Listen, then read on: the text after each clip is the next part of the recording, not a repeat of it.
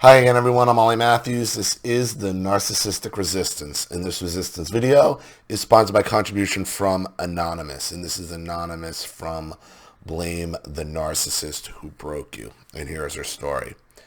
It felt good to come out and be honest about what I did and what I've done to combat these toxic choices that I made. I even got enough strength from the video to read the comments, and the best part was that I was able to not get upset about any not so favorable comments. Of course, I didn't deserve my kids. They are amazing and wonderful in every way, and they are saving my life. They are forcing me to stay clean and get better.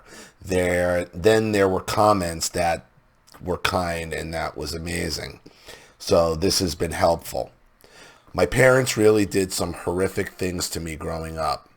Here's a story that really has haunted me for some time. My parents were friends with this dude from church, but they had a falling out with him because he borrowed my dad's bike and brought it back to him with water in the gas tank. So my dad said, "Who really knows anyway?" The end result was that my dad had beef with this guy and didn't come around anymore. Dude's name was Jason. So a couple years later, Jason hits up my dad and has our family come out to this hotel that he's managing. He showed us all around town and showed us this lake house that was his. At the end of the trip, we all went home, and the feeling was that this man was turning his life around. At least that's what my dad was saying.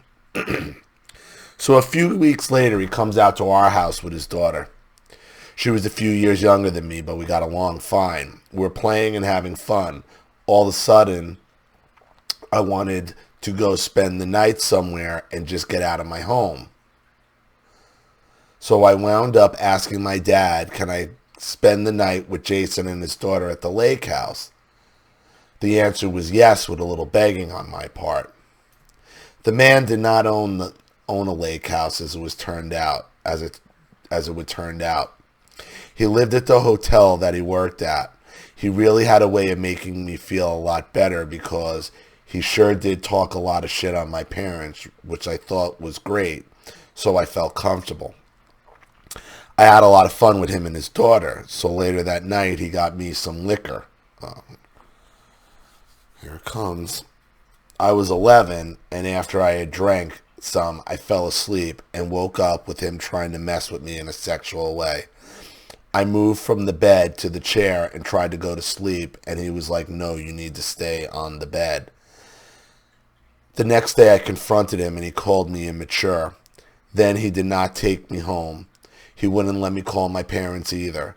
I thought he was going to kill me, honestly, but eventually he did take me home, 8 hours past the time that I was supposed to be home. When we pulled up to my home, my parents and two little sisters were in their car about to pull out because they were leaving to go to Taco Bell. They yelled at Jason for bringing me home late and then went on to yell at me and told me that it was my fault because I begged to go. They blame an 11-year-old child, not the adult who was in charge. Again, this is why I tell you, you need to blame the people who broke you in your life. Well, I was crying and told my mom what had happened, and they told me if anyone else, and told me if I told anyone else, and they told me if I told anyone else what happened, that Jason would come find me and shoot me in the head with a gun. My mom went as far as to go shopping for pepper spray for me to carry, but never did buy me any. Anyways, do you think that they knew that was going to happen? No. I what I think is,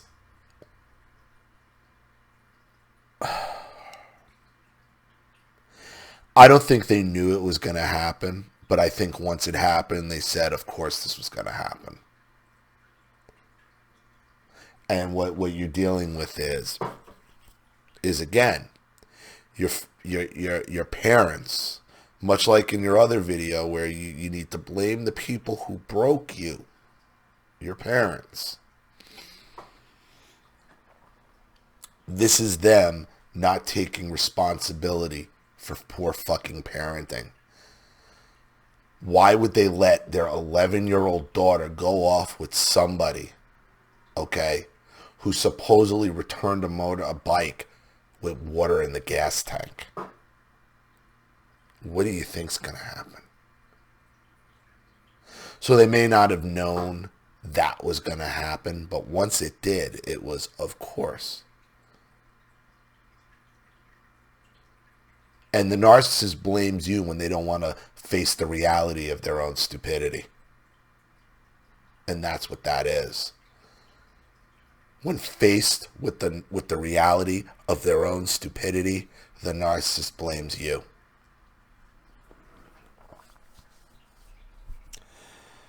I always thought that they didn't think that until I did not come home on time, but who really knows? They did not think it was important for me to get any help, and they definitely seemed like they wanted to keep it quiet. Although they would bring it up to me, saying how rebellious I was, wanting to get out of the house all the time. How worried could they really have been if they were headed to go out to get Taco Bell? No, they weren't worried. They weren't worried until... The narcissist doesn't worry until they're faced with the reality of their own stupidity or negligence or whatever you want to call it.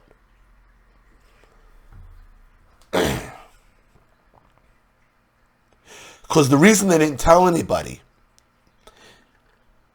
okay, is I don't think it's because they knew it was going to happen. It's because they didn't want to have to answer questions of why they're so fucking irresponsible and so stupid.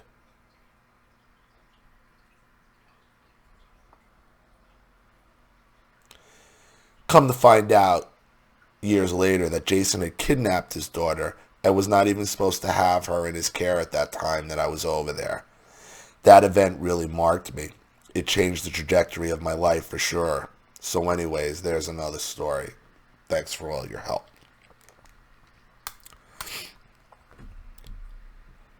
When faced with the reality of their own stupidity, the narcissist blames you. And that's what happened here. So, I hope that helps. Thank you so much for another contribution and story, Anonymous. I really appreciate it. Thank you to everybody watching. Please leave any opinions or advice in the comment section below.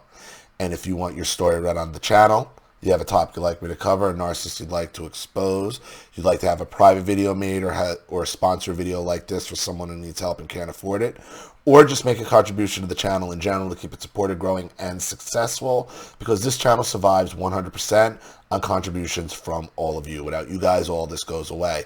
So if you like what you see here and you want to see more videos like this, you know what to do with the PayPal and email links in the description box.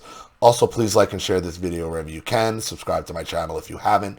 And be sure to click the subscription bell to be notified of all my video uploads. I'm Ollie Matthews. This has been The Narcissistic Resistance. Take care.